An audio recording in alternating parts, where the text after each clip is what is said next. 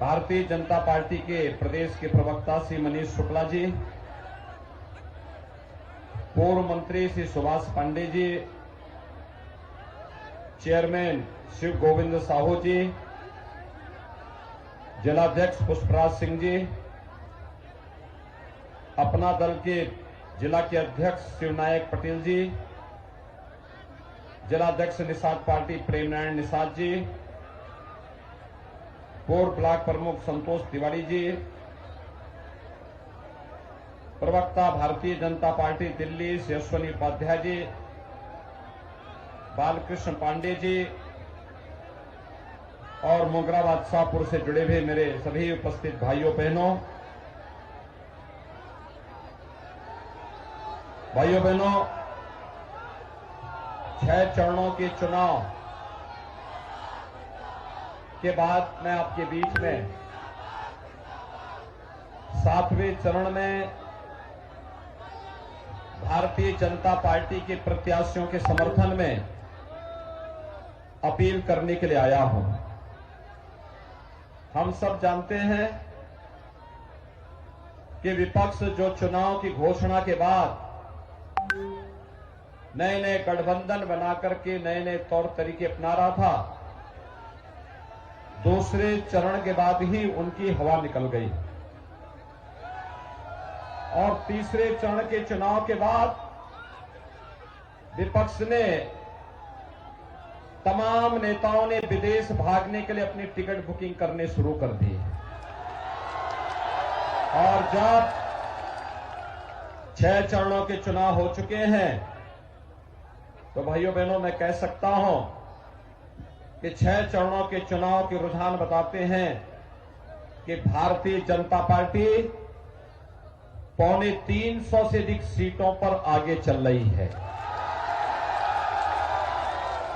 7वें चरण में अगर आप जौनपुर की 9 सीट भारतीय जनता पार्टी गठबंधन को देते हैं तो भाइयों बहनों कोई संदेह नहीं कि फिर एक बार 325 पार के भारतीय जनता पार्टी अपने लक्ष्य को प्राप्त न कर पाए। जनता के बीच में जो उमंग है, जो उत्साह है, वो इसी बात को बताता है। मैं आज सुबह चंदौली गया था, वहां पर भी यही उत्साह। अभी मैं मिर्जापुर से आ रहा हूं, वहां पे भी यही उत्साह और अभी मैं मोगरा बादशाहपुर में आया हूं, भाइयों बहनों यही उत्साह। पश्चिम में सहारनपुर और बिजनौर में था, यही उत्साह था। अवध क्षेत्र में कानपुर और लखनऊ में था, वहां पर भी यही उत्साह था। और जब मैं गोरखपुर क्षेत्र से आया हूं, वहां पर यही उत्साह देखने को मिला। बुंदेलखंड में तो विपक्ष की गोली नहीं खुलने वाली है। और भाइयों बहनों इसीलिए मैं आया हूं जौनपुर में, जौनपुर मोगरा बादशाहपुर में अगर विगत वर्ष 2017 में आपकी गलती नीति होती ना तो आपके यहाँ चारों दिन लगता कि यहाँ के द्वारा चुना गया विधायक बदल करके पूरे करना। अरे भागे इसलिए होंगे क्योंकि 5 साल दर्शन नहीं दिए होंगे। सही बोल रहा हूं ना? और इसीलिए तो अब फिर नाम रूप बदल करके लोग जनता के बीच में जाएंगे, लेकिन जनता उनसे ज्यादा प्रकट है। और मैं इसीलिए आपके पास आई बड़ा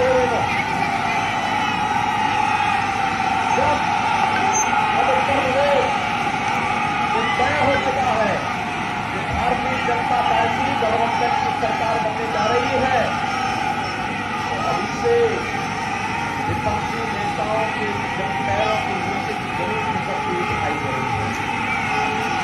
जब भंगीराज खड़े हुए थे, जो दंगाई, जो माफिया 4.5 वर्षों तक छुपते हुए थे और चुनाव के हार के बाद फिर से गिनगिनाने लग गए थे, उनको मालूम है 10 तारीख के बाद क्या होने जा रहा है।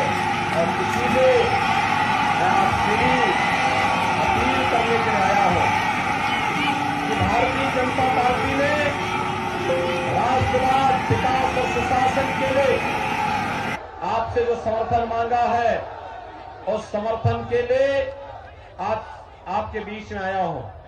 भाइयों बहनों, मैं आपसे पूछना चाहता हूं, मुकराबाद शाहपुर के अफसरी भाइयों बहनों से, क्या 2017 के पहले आपको बिजली मिल पाती थी? क्या आती थी? क्या? दोनों हाथ ला करके बोलने में कोई संकोच नहीं। आती थी तो बोलो, नहीं आती थी तो ना मना करो। बिजली आती थी 2017 के बाद? आ रही है ना? बिजली कोई भेदभाव तो नहीं कर रही है ना? यानी बिजली की कोई जाति और मजहब तो नहीं है ना? पर्व और त्योहारों में भी नहीं है ना? क्योंकि प्रधानमंत्री मोदी जी ने नारा दिया था सबका साथ और सबके विकास का। हमने बिजली में किया है सबको बिजली, पर्याप्त बिजली, सबको बिजली। और कोरोना कालखंड में आपने एक बात देखा होगा भाइयों बहनों, फ्री में टेस्ट, फ्री में उपचार, फ्री में वैक्सीन। कितने लोगों ने वैक्सीन ले ली है? वैक्सीन का पैसा तो नहीं लगा। अगर सपा बसपा की सरकार होती, ये पूरी वैक्सीन बाजार में बिक जाती, किसी गरीब को नहीं लग पाती।